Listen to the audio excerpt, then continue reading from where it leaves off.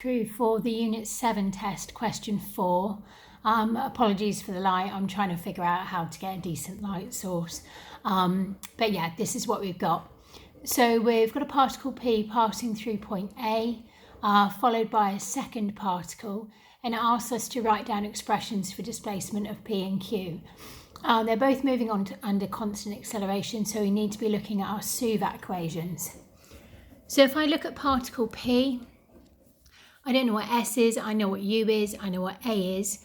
I don't know what T is, but the question does say, write down expressions for the displacement in terms of T, where T is the time after P has passed through A. So for P, the time is T. For Q, we don't know S, we've got U is 2.4, don't know the velocity, we know the acceleration, but we need to figure out what the time is.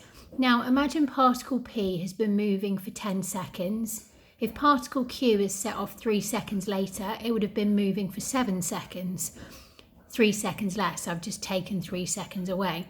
So if particle P has been moving for T seconds, particle Q has been moving for T minus 3 seconds.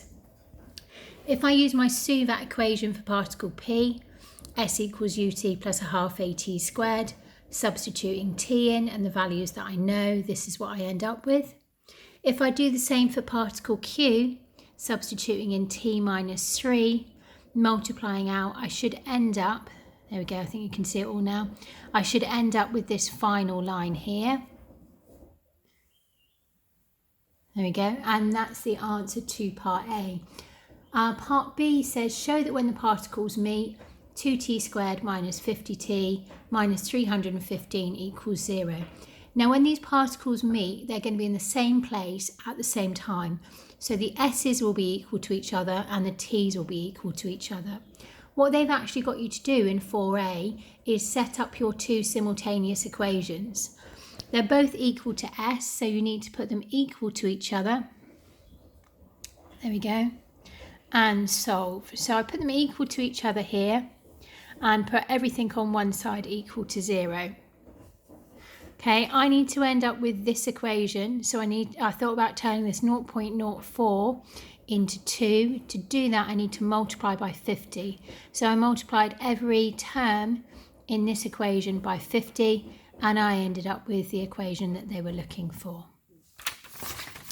Part C asks for the distance from A when the two particles meet. So what I need to do is I need to find the time when they meet, and I do this by solving the equation that I've just worked out in part B. I used the formula and I got t is equal to 30.2. I probably should have gone to an extra decimal place there, or t is equal to minus 5.21. You must write that the minus 5.21 is not valid. Then if you substitute the 30.2 into one of your original equations that you worked out in part A, I chose s equals 2.8t plus 0.06t squared, basically just because it's easier to substitute into. Put my 30.2 in place of t, and I ended up with 139 meters to 3 significant figures.